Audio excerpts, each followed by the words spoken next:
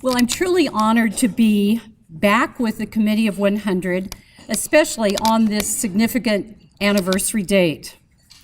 We're all here today because we so appreciate the work of the Committee of 100. And I would just like to say thank you to the committee for being so concerned, so involved, and so effective, and also so imaginative in the new plans and programs that you have proposed. Today I've brought together information on 4 very different people whose point of intersection was right here in Balboa Park. Paul Thien, John Morley, Kate Sessions, and Richard Requa were born in England, Germany, and the United States, respectively, and each had a very different garden education. Kate Sessions was first working in Balboa Park when Paul Thien and Richard Requa were 4 years old. But they all made gardens in Balboa Park, and they all knew each other, and they knew each other's work. The connections among them run in all directions, but sadly, there's very little in the historical record that tells us about the ideas that they may have traded with each other or how they may have influenced each other.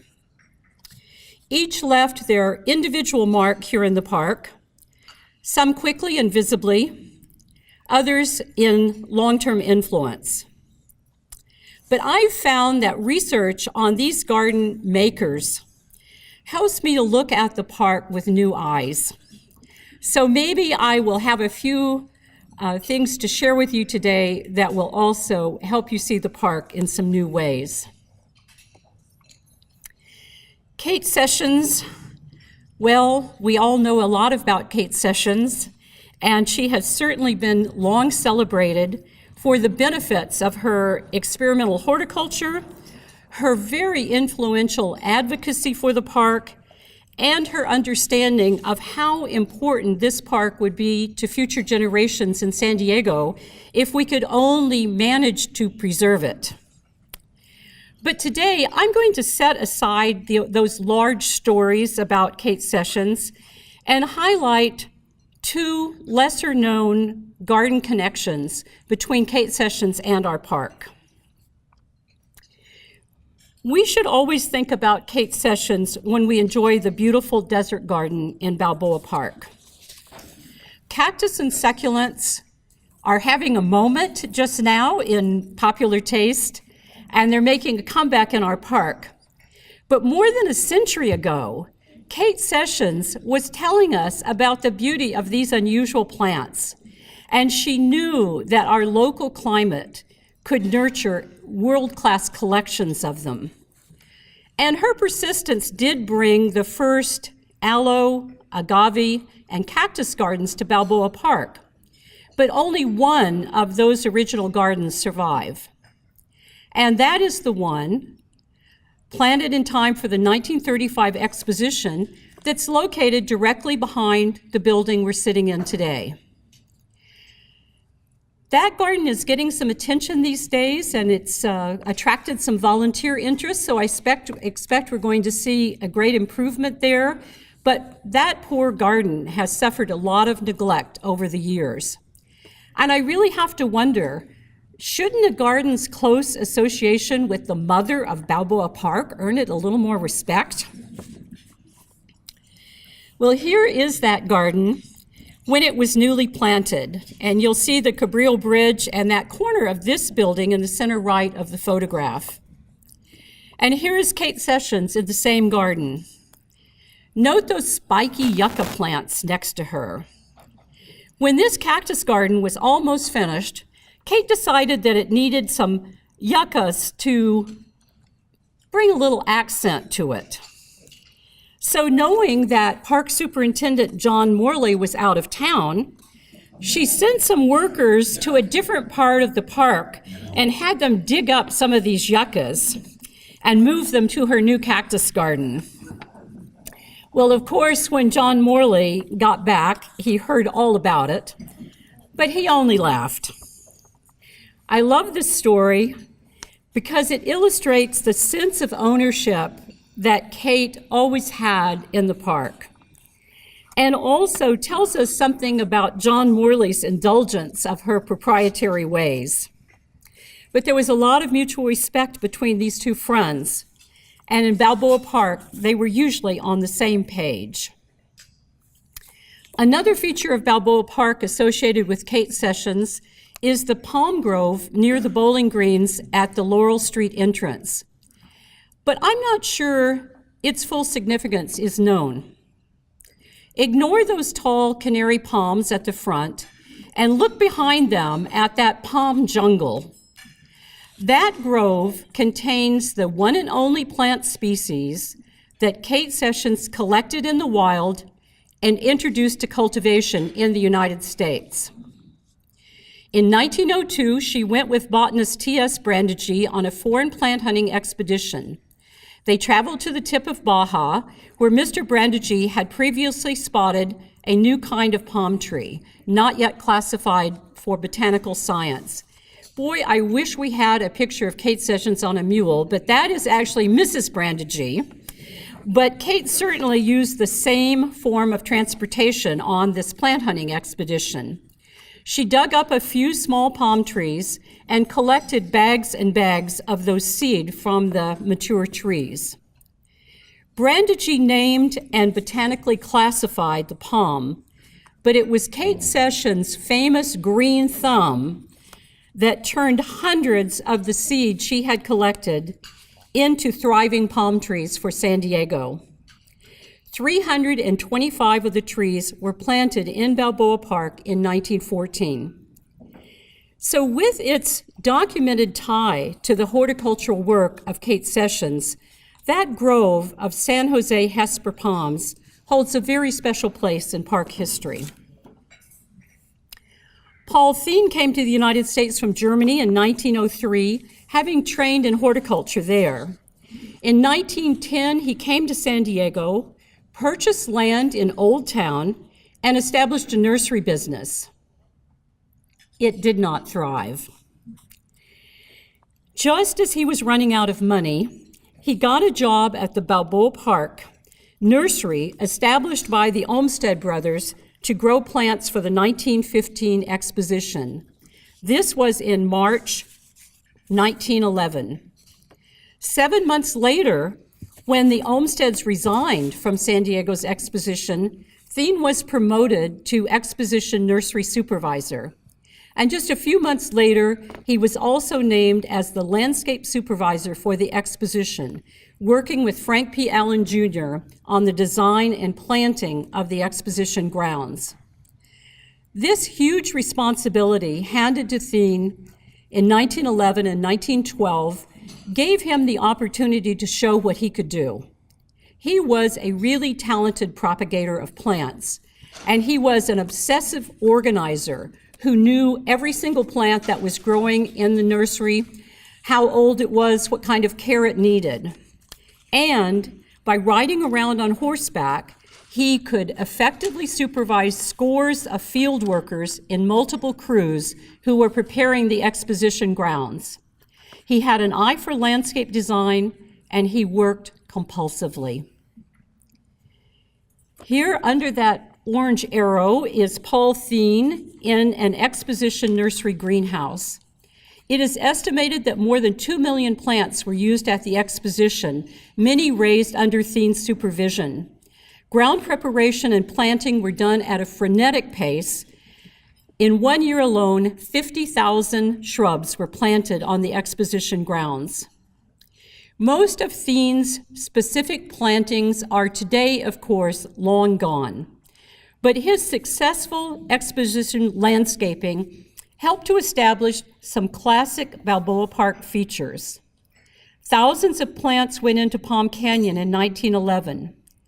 Paul Thien did the first planting in the Botanical Building, and the displays were an absolute marvel to exposition visitors who were seeing their first bird of paradise flowers, their first staghorn ferns, their first blooming rhododendrons, their first papaya trees, and orchids thriving in the open air.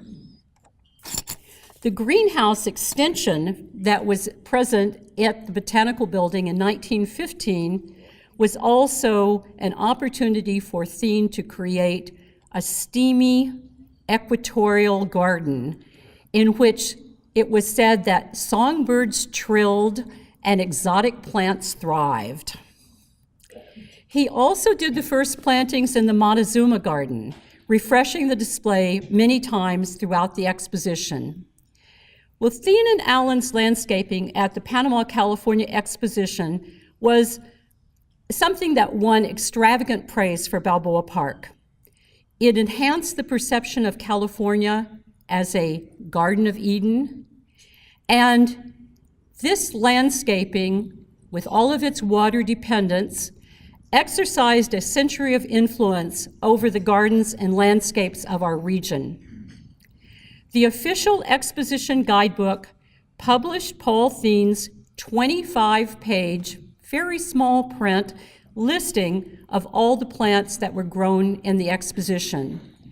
It is a permanent document that tells us about what we can plant and what we can grow in San Diego as long as we give it some water. After the exposition, Paul Thien became a highly successful landscape architect in Los Angeles and Pasadena, but he always treasured his Balboa Park experience, and his work here was so well regarded that it led to his contacts with the famous architects of Los Angeles, and that's how he began to get his first jobs. He landscaped huge estates in the golden age of estate building.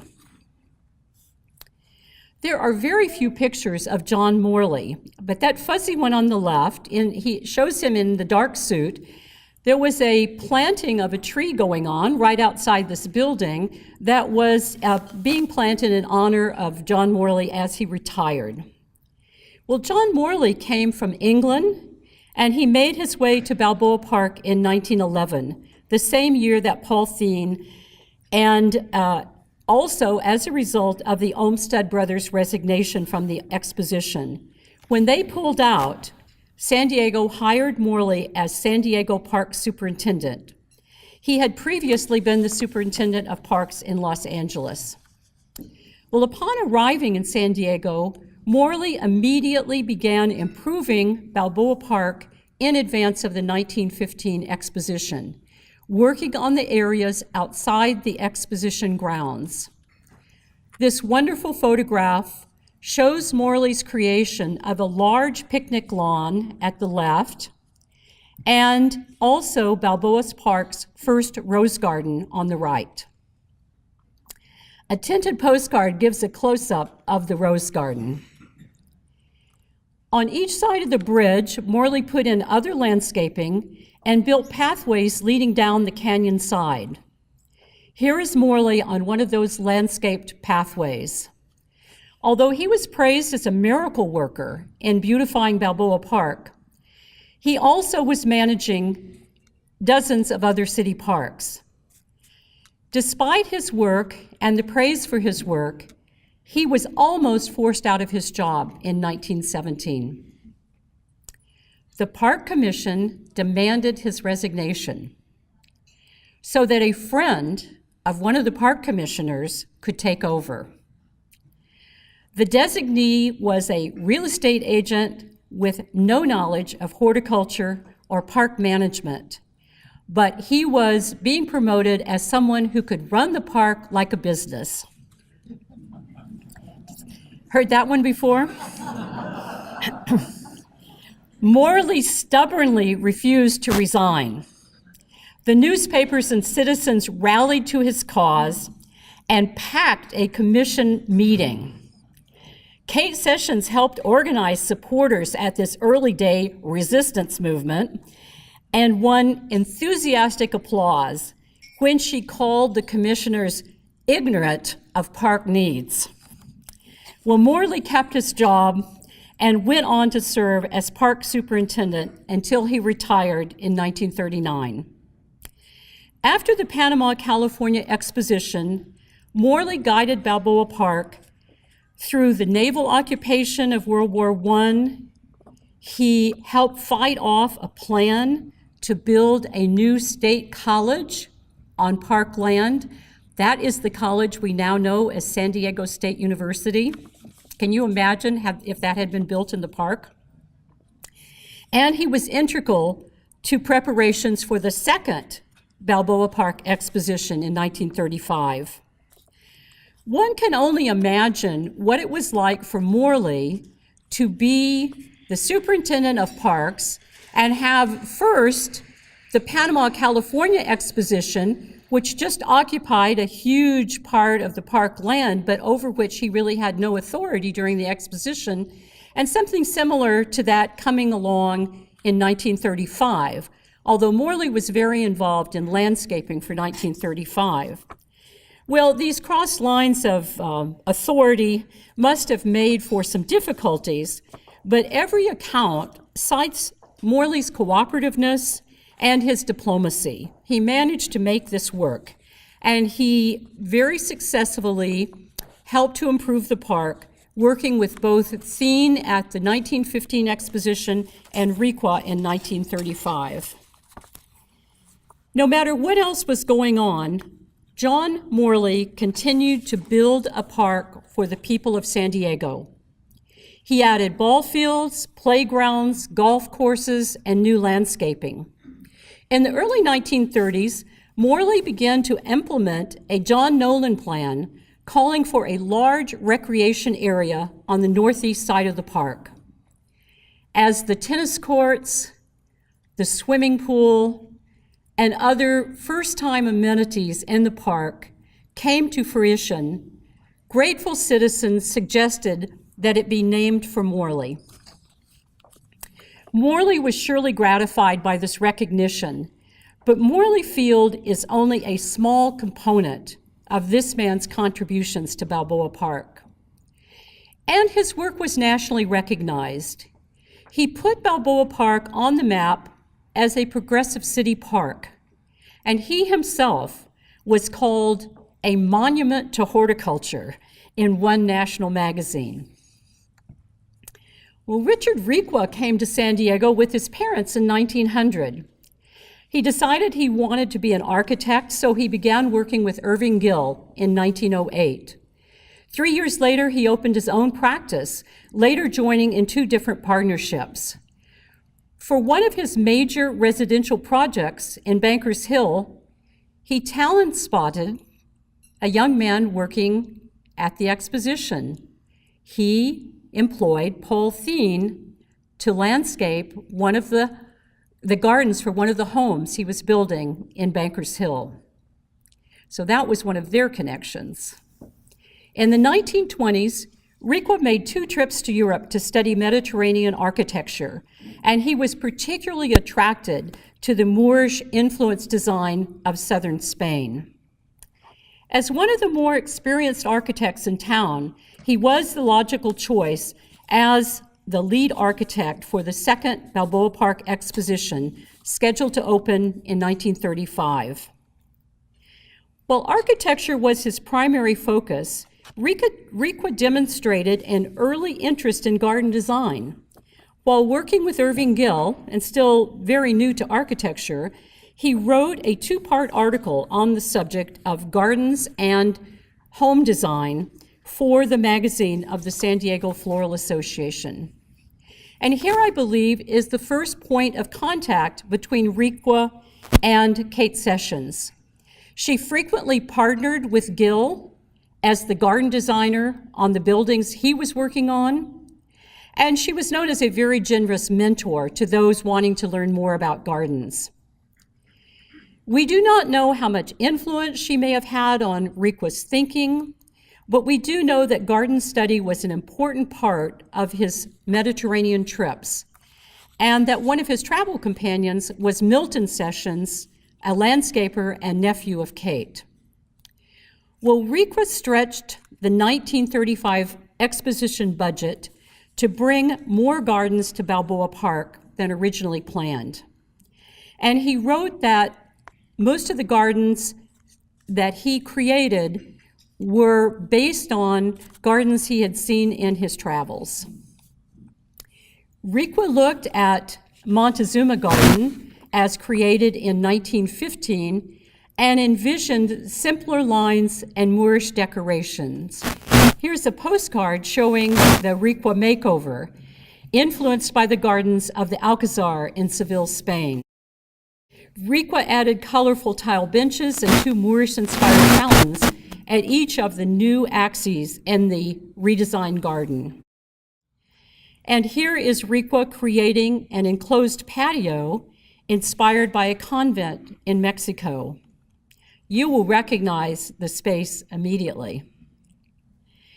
When Requa spotted a triangular projection of land over a canyon just outside this building, it reminded him of the setting for the Casa del Rey Moro garden he had seen in Spain. This was a garden that he had to go to the director of the exposition and get extra money to build. But this is Requa's Del Mar Rail garden after its rebuilding in 1997 as part of the House of Hospitality reconstruction. It's somewhat changed, but the essence of Requa's concept remains. One thing that had to go, unfortunately, was the characteristic Moorish water wheel connecting the 2 garden fountains in 1935. But the special Della Robbia brick pattern of the original was retained. Requa added this one-of-a-kind Moorish garden ornament to Balboa Park, and this is his picture of it in his book. And here's the Persian water fountain in color, providing a focal point for the axis running from the botanical building to this wall. When the House of Hospitality was being reconstructed, this fountain, which was in very bad condition at the time, was going to be in the way of a lot of construction movement. So they had to decide what to do with the Persian water garden. Should they just chip out what was left of the tile and maybe send it to a museum? And my favorite, should they produce a replica in artificial materials and put it up? Or third, should they remove the tile, store it until the building was rebuilt, and then restore the Persian water rug? Thank goodness the third option was chosen. But it shows you how easy it can be to lose these wonderful monuments that we have in our park. Well, Requa also designed the Zorro Garden and the Sunken Garden and Amphitheater for the 1935 exposition. And because of all the buildings that were added in the Palisades in 1935, there was an invitation for these new formal gardens, and you saw some pictures from Mike of these just earlier.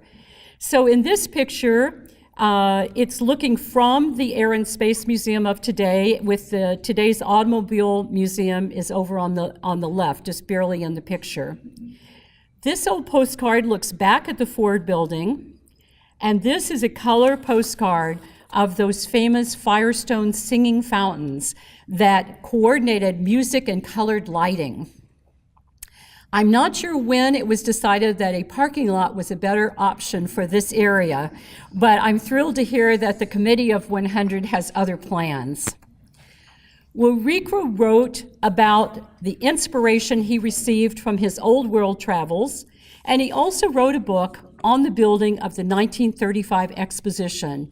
It's a wonderful book with beautiful illustrations, and you can find it on the Committee of 100's website.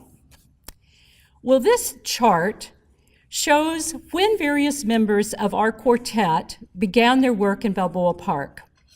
And you can see they worked very different periods of time. Now, although Kate Sessions officially left the park by 1903, I contend that she never really left, so I'm crediting her with all those years.